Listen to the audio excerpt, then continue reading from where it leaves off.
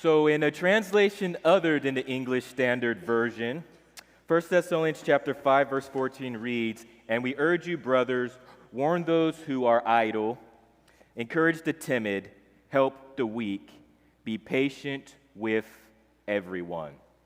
I would like to read to you a devotional I wrote back in 2010 or 2011 that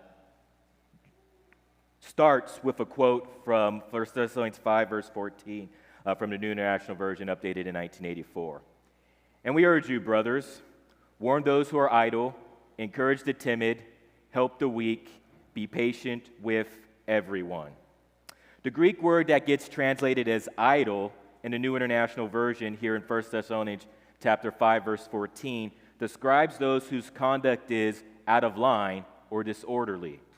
Thus, certain other translations utilize the word unruly.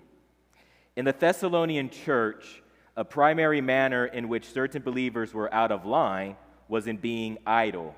Apparently, a misapplication regarding the imminence of Christ's return had led to certain Christians being lazy and otherwise irresponsible. Part of being in the family of God means we engage in encouraging the timid as well.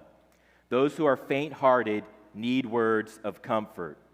Is there anyone in your life who may presently feel inadequate, fearful, doubtful, worried, or even sad that you might be able to comfort and encourage? At all times, there are those in the church who can be described as weak in the faith and those that can be described as strong in the faith. Well, we must always recognize that it is Christ who allows us to maintain vibrant faith. Those who are strong and mature are to help the weak. How might you operate to support someone who is currently lacking spiritual or moral strength? Patience is a character trait that is to denote the Christian. Part of maturing in Christ is evidenced in an increased ability to be patient with everyone. However, patience is also most certainly necessary when putting into practice the three other appeals of 1 Thessalonians chapter 5, verse 14. Pray that God allows you to express loving patience as you obediently warn those who are out of line, encourage the faint-hearted, and uphold the weak.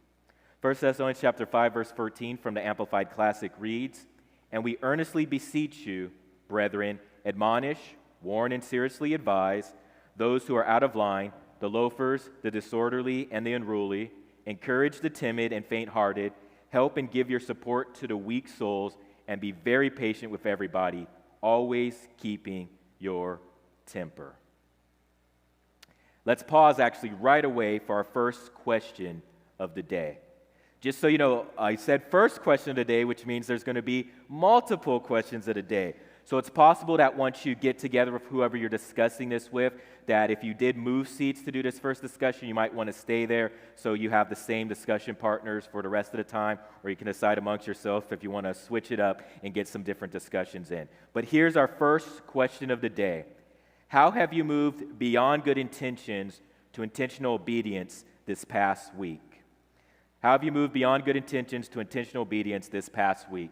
And I'm going to be coming out, and I don't know if I'm going to actually listen in or contribute, but I'll be listening in at least, maybe contributing to some of these discussions. So let's get at it.